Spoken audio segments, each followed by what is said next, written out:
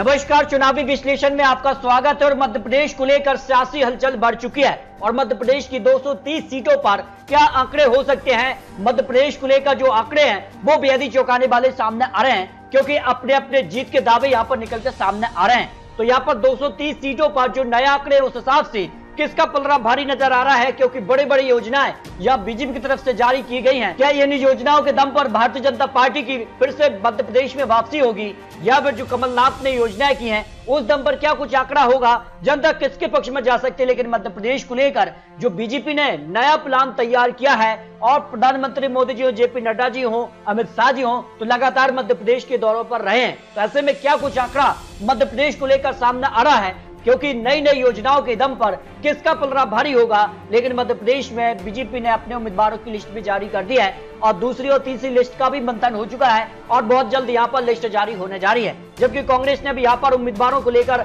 बड़ा ऐलान कर सकती है। लेकिन भारतीय जनता पार्टी ने लाडली बहना योजना के अंतर्गत हर पात्र महिलाओं को 1000 से ज्यादा रुपए अब दिए जा रहे हैं। तो ऐसे में इस लाडली बहनाओं के दम पर क्या भारतीय जनता पार्टी मध्य प्रदेश में वापसी करने जा रही है, इस पर कुछ महत्वपूर्ण आंकड़े। जबकि कमलनाथ ने भी नारी सम्मान योजना रखी है। तो ऐसे में कमलनाथ या चुनाव जीतेंगे तब इस योजना को लागू करेंगे। लेकिन वर्तमान में भारतीय जनता पार्टी ने इस योजना का लाभ यहाँ पर महिलाओं को दिया है। तो इन दम पर क्या भारतीय जनता पार्टी मध्य प्रदेश में फिर कमल खिलाने जा रही है। आखिर चुनावी विश्लेषण क्या कहता है। मध्य प्रदेश की 230 सीटों को लेकर कुछ महत्वपूर्ण आंकड़े सामने आ रहे हैं। आपको बता दें कि जिस काल से यहाँ पर 2008 के नतीजे की बात की जाए तो भारतीय जनता पार्टी ने 228 सीटों पर चुनाव लड़ा था और 143 सीटों पर जीत हासिल की थी, यानी पूर्ण बहुमत। जो बहुमत का आंकड़ा 116 सीट है उससे भी ज्यादा सीटें यहाँ पर हासिल की थी और 37% वोट शेयर रहा था। जबकि कांग्रेस ने 228 सीटों पर चुनाव लड़ा और 71 सीटों पर ही जीत हासिल की, 32% वोट शेयर उनके पक्ष में रखा था।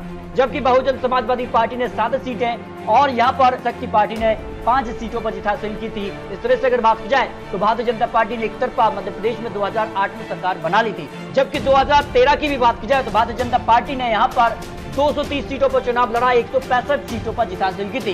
वही कांग्रेस ने यहाँ पर 58 सीटें, यानी भारतीय जनता पार्टी ने 2008 से भी ज्यादा सीटें 2013 में हासिल की थी और 44% वोट शेयर बीजेपी के पक्ष में, तो कांग्रेस को यहाँ 36% वोट शेयर रहा था। जबकि 2018 में बदलाव देखने को मिला। कांग्रेस ने यहाँ सबसे ज्यादा 114 सीट, तो कांग्रेस के अलावा भारतीय जनता पार्टी ने 109 सीटों पर जीत हासिल की थी और बीजेपी का वोट शेयर कांग्रेस से ज्यादा रहा था, 41% वोट शेयर बीजेपी के लिए और कांग्रेस को 40% वोट शेयर रहा था। लेकिन 2023 की क्या तैयारी है, इसको लेकर भी महत्वपूर्ण आंकड़े सामने आ रहे हैं। लेकिन 2018 के नतीजों में अगर बात की जाए तो यहाँ पर जो संभाग रीजन सामने आए हैं, जिसमें चंबल से यहाँ पर कांग्रेस ने जबरदस्त 10 सीटों पर जीत हासिल की थी और बीजेपी 2 सीटों पर रही थी और बसपा ने 1 सीट हासिल की थी। जबकि ग्वालियर चंबल रीजन महत्वपूर्ण कांग्रेस के लिए रहे थे, 5 सीटों पर बीजेपी, जबकि 16 सीटों पर कांग्रेस ने जीत हासिल की थी। वही सागर, रीवा, शहडोल पर यहाँ पर भारतीय जनता पार्टी का पलड़ा भारी रहा था। इसके अलावा जबलपुर पर 13 सीटों पर बीजेपी और 24 सीटों पर कांग्रेस ने जीत हासिल की थी। इसके अलावा अगर बात की जाए तो नर्मदापुरम यहाँ पर और भोपाल, उज्जैन पर भारतीय जनता पार्टी का पलड़ा भारी रहा था।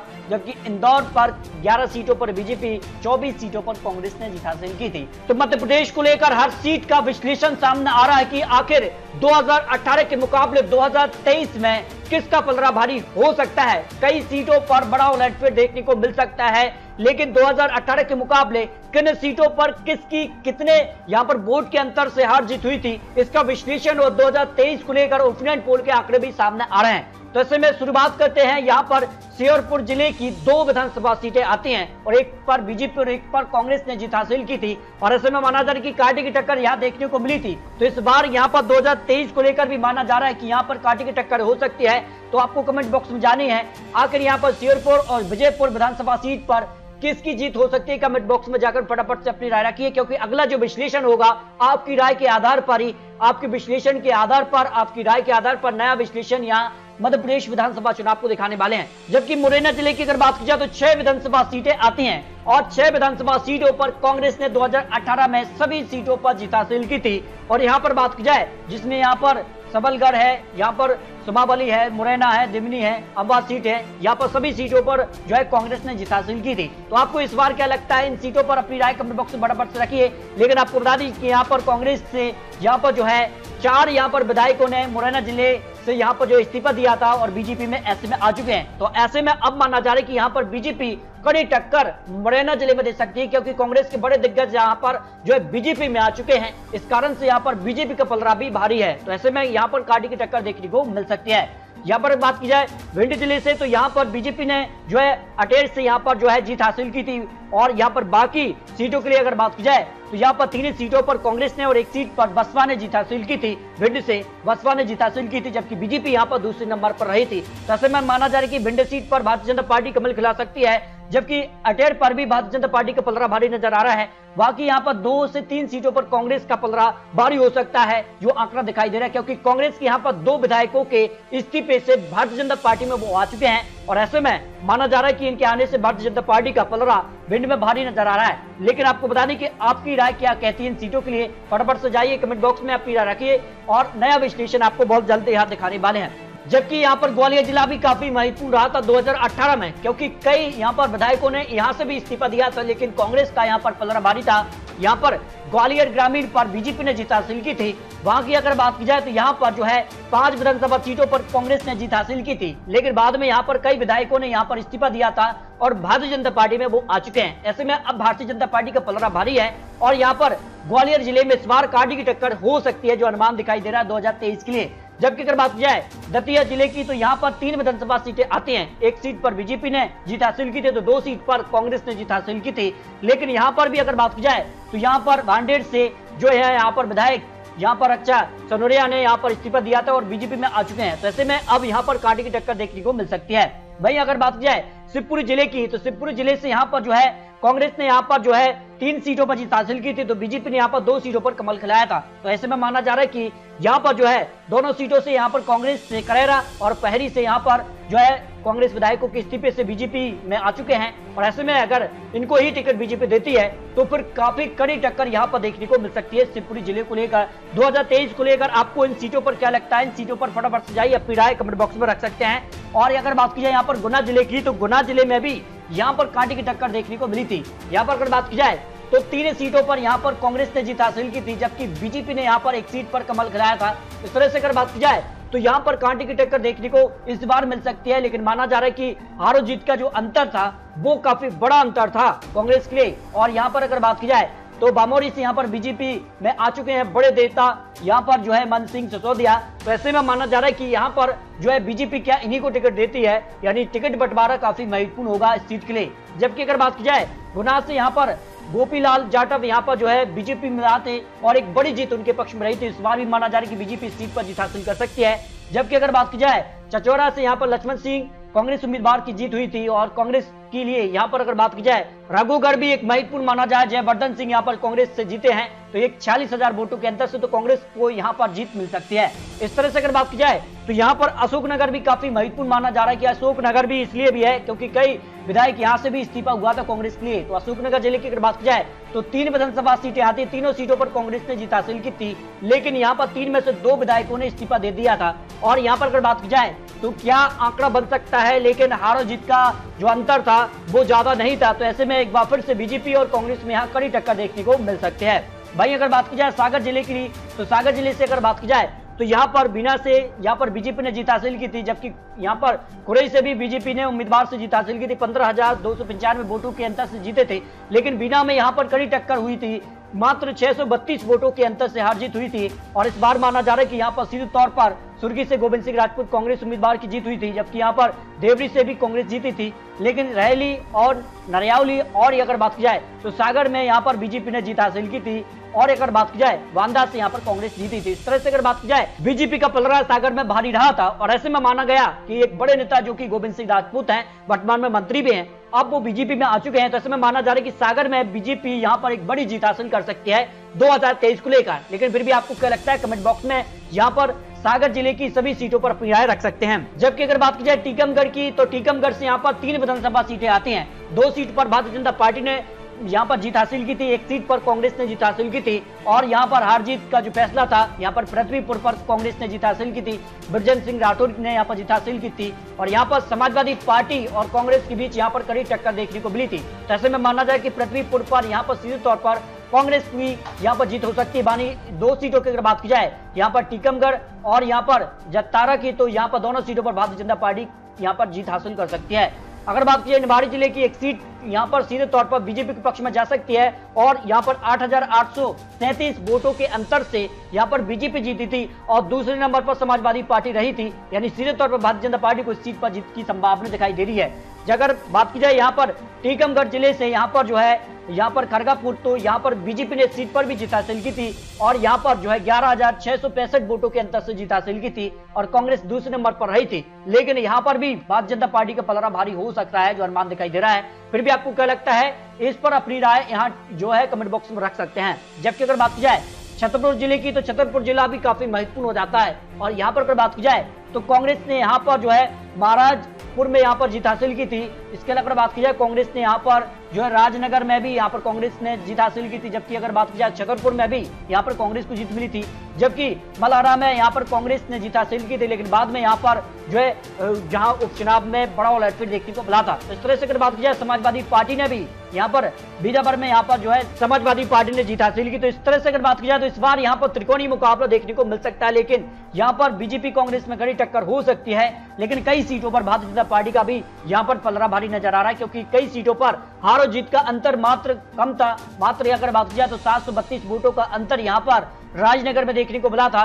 और अगर बात की जाए जबकि चंदला में भी यहाँ पर करीब 1,177 वोटों का ही अंतर यहाँ पर देखने को मिला था।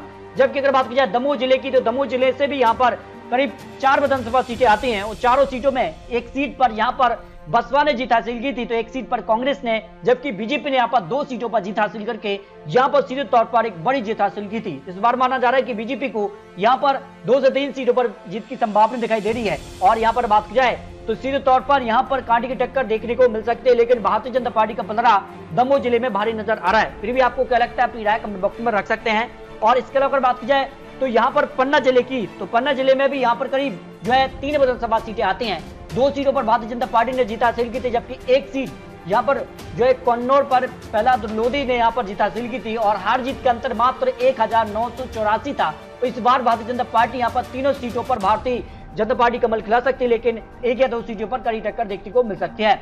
जबकि अगर बात की जाए सतना जिले की, तो सतना जिले में भी यहाँ पर जो है बीजेपी ने एक अच्छी जीत हासिल की थी, जबकि कांग्रेस ने मात्र 2 सीटों पर ही जीत हासिल की थी। जबकि भारतीय जनता पार्टी ने यहाँ पर सतना में एक बड़ी जीत हासिल की थी। जबकि अगर बात की जाए तो कांग्रेस ने यहाँ पर चित्रकूट में जीत हासिल की थी, यहाँ पर 10,198 वोटों से वो जीते थे। जबकि अगर बात की जाए कांग्रेस ने सतना में जीत हासिल की थी, तो मात्र 12,558 यानी एक बड़े अंतर से यहाँ पर जीत हासिल की थी। लेकिन इन पर यहाँ पर कांटे की टक्कर देखने को मिल सकती है।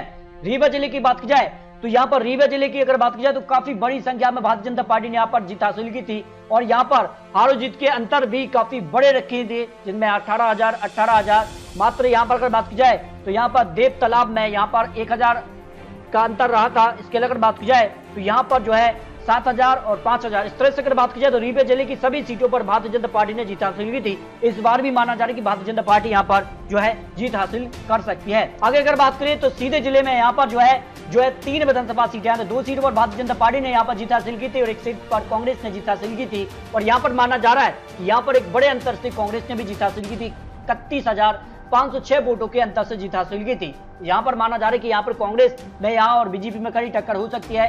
बाकी 2 सीटों पर भारतीय जनता पार्टी को जीत की संभावना दिखाई दे रही है। सिंगरौली जिले की अगर बात की जाए तो सिंगरौली में 3 विधानसभा सीटों पर 2018 में भारतीय जनता पार्टी ने यहाँ पर जीत हासिल की थी और हार और जीत के लिए एक बड़ा अंतर यहाँ पर दिखा था। लेकिन अगर बात की जाए यहाँ पर सिंगरौली में यहाँ पर 3,726 वोटों का अंतर देखने को मिला था। तो ऐसे में माना जा रहा है कि यहाँ कांटे की टक्कर हो सकती है। बाकी दोनों सीटों पर भारतीय जनता पार्टी जीत हासिल कर सकती है। लेकिन आपको क्या लगता है, सिंगरौली जिले की तीनों सीटों पर यहाँ पर अपनी राय कमेंट बॉक्स में रख सकते हैं। सीधी जिले की अगर बात की जाए तो एक सीट यहाँ पर जो है वो यहाँ पर बीजेपी के पक्ष में रही थी, यानी यहाँ पर सीधे तौर पर सीधी जिले में यहाँ पर बीजेपी का पलड़ा भारी रहा। शहडोल जिले की अगर बात की जाए तो यहाँ पर 3 विधानसभा सीटें आती हैं। तीनों सीटों पर भारतीय जनता पार्टी ने 2018 में जीत हासिल की थी और हार जीत के बीच भी एक बड़ा अंतर देखने को मिला था। ऐसे में माना जा रहा है कि भारतीय जनता पार्टी शहडोल जिले में यहाँ पर अच्छी पकड़ बना सकती है, जो आंकड़े बन सकते हैं। जबकि अनूपपुर जिले की अगर बात की जाए तो यहाँ पर भारतीय जनता पार्टी ने यहाँ पर जो है एक भी सीट हासिल नहीं की थी, लेकिन कांग्रेस ने तीनों सीटों पर जीत हासिल की थी। लेकिन इस बार माना जा रहा है कि इस्तीफे के चलते यहाँ पर जो है बीजेपी में और कांग्रेस में यहाँ पर कड़ी टक्कर देखने को मिल सकती है। बिसाहू लाल सिंह का इस्तीफा कांग्रेस से हुआ तो 2018 में, और ऐसे में वो अब बीजेपी में आ चुके हैं, तो यहाँ पर कड़ी टक्कर देखने को मिल सकती है। फिर भी आपको क्या लगता है, अपनी राय कमेंट बॉक्स में रख सकते हैं। आगे बात कर लेते हैं यहाँ पर उमरिया जिले की, तो उमरिया जिले से भी यहाँ पर 2 विधानसभा सीटें आती हैं। दोनों सीटों पर भारतीय जनता पार्टी ने यहाँ पर जीत हासिल की थी 2018 में, और हार जीत के बीच भी एक बड़ा अंतर देखने को मिला था। यानी दोनों सीटों पर भारतीय जनता पार्टी का पलड़ा भारी नजर आ रहा है। बात कर लेते हैं कटनी जिले की, तो कटनी जिले से यहाँ पर जो है 4 विधानसभा सीटें आती हैं। 1 सीट पर कांग्रेस और 3 विधानसभा सीटों पर भारतीय जनता पार्टी ने यहाँ पर जीत हासिल की थी। और अगर बात की जाए कांग्रेस ने यहाँ पर मड़वाड़ा विधानसभा सीट पर तो यहाँ पर 21,360 वोटों के अंतर से जीत हासिल की थी। तो यहाँ पर कड़ी टक्कर देखने को मिल सकती है। बाकी भारतीय जनता पार्टी की सीटें यहाँ पर जो है भारतीय जनता पार्टी के पक्ष में जा सकती हैं। जबकि अगर बात की जाए जबलपुर जिला काफी महत्वपूर्ण हो जाता है, और यहाँ पर किसका पलड़ा भारी नजर आ रहा है। देखिए अगर बात की जाए तो यहाँ पर पाटन से और बरगी और जबलपुर पूर्व और यहाँ जबलपुर उत्तर, जबलपुर छबनी, जबलपुर पश्चिम, यहाँ पर पानानगर और सियोरा ऐसी सीटें रही हैं जो काफी महत्वपूर्ण मानी जाती हैं। और यहाँ पर अगर बात की जाए तो पाटन से बीजेपी ने जीत हासिल की थी, यहाँ पर 26,712 वोटों के अंतर से जीत हासिल की थी। और ऐसे में माना जा रहा है कि भारतीय जनता पार्टी यहाँ पर कमल खिला सकती है। जबकि अगर बात की जाए बरगी से यहाँ पर संजय यादव यहाँ पर कांग्रेस उम्मीदवार को जीत मिली थी, और बीजेपी से प्रतिभा सिंह यहाँ पर पीछे रह गई थी। यहाँ पर 17,563 वोटों के अंतर से कांग्रेस ने जीत हासिल की थी। ऐसे में इन सीटों पर कड़ी टक्कर देखने को मिल सकती है। जबकि जबलपुर पूर्व और यहाँ पर कांग्रेस ने यहाँ पर 35,000 वोटों के अंतर से जीत हासिल की थी। तो यहाँ पर सीधे तौर पर जो है कांग्रेस का पलड़ा भारी हो सकता है सीट पर। जबकि अगर बात की जाए तो यहाँ पर जबलपुर उत्तर यहाँ पर कांग्रेस ने जीत हासिल की थी, लेकिन 500 यहाँ पर 78 वोटों का ही अंतर रहा था। तो ऐसे में बीजेपी और कांग्रेस में यहाँ कड़ी टक्कर है, लेकिन बीजेपी का पलड़ा भारी हो सकता है। जबकि अगर बात की जाए तो यहाँ जबलपुर छबनी में यहाँ पर बीजेपी ने जीत हासिल की थी और एक बड़े अंतर से जीत हासिल की थी। जबकि अगर जबलपुर पश्चिम की बात की जाए तो कांग्रेस ने जीत हासिल की थी 18,000 से ज्यादा वोटों के अंतर से। इस तरह से अगर बात की जाए तो काफी कड़ी टक्कर यहाँ देखने को मिलती, और यहाँ पर दोनों सीटों पर पानानगर और सियोरा सीट पर यहाँ पर भारतीय जनता पार्टी ने जीत हासिल की थी। तो जबलपुर सीट पर भारतीय जनता पार्टी का पलड़ा भारी है, लेकिन कई सीटों पर कड़ी टक्कर देखने को मिल सकती है, जो अनुमान यहाँ दिखाई दे रहा है। तो मध्य प्रदेश को लेकर अगर बात की जाए तो अब तक यहाँ पर 100 सीटों के आंकड़े आपको दिखा चुके हैं। 100 सीटों पर कहां किसका पलड़ा भारी नजर आ रहा है, और 2018 के मुकाबले 2023 में क्या कुछ आंकड़ा बन सकता है, इस पर आप राय जो है कमेंट बॉक्स में रख सकते हैं। क्योंकि आपको बता दें कि 100 सीटों के आंकड़े आपको दिखाए हैं। बहुत जल्द आपको महत्वपूर्ण और यहाँ पर जो है 230 सीटें आती है, तो अगले वीडियो में आपको सभी सीटों के चुनावी विश्लेषण आपको दिखाएंगे। आखिर किस सीट पर किसका पलड़ा भारी हो सकता है, 2018 के मुकाबले 2023 में किसका पलड़ा भारी नजर आ रहा है। आपको बता दिए चुनावी आंकड़े चुनावी अनुमान है। आने वाले वक्त में यहाँ पर सीट बंटवारा काफी महत्वपूर्ण होता है। बीजेपी में कई कांग्रेस के बड़े नेता आए हैं, तो क्या उन्हीं को बीजेपी दोबारा टिकट दे पाएगी, ये भी महत्वपूर्ण हो जाता है। तो टिकट बंटने के बाद यहाँ पर क्या कुछ आंकड़ा बनेगा, ये काफी महत्वपूर्ण होता है। आपको बता दें कि काफी महत्वपूर्ण आंकड़े हैं, और आने वाले वक्त में आपको और महत्वपूर्ण आंकड़े दिखाने वाले हैं। लेकिन 100 सीटों पर आपको क्या लग रहा है, कांग्रेस के लिए कितनी सीटें यहाँ पर मिल सकती हैं, बीजेपी के पक्ष में कितनी सीटें जा सकती हैं कांग्रेस के अलावा यहाँ पर अन्य उम्मीदवार, जिसमें आम आदमी पार्टी भी दावा कर रही है, बीएसपी, समाजवादी पार्टी यहाँ पर क्या मिलकर चुनाव कांग्रेस के साथ लड़ेंगे, ये भी महत्वपूर्ण हो जाता है। तो आपको क्या लगता है, आप राय रख सकते हैं। मिलते दोस्तों और लेटेस्ट और महत्वपूर्ण विश्लेषण के साथ, तब तक ले जय हिंद, जय भारत।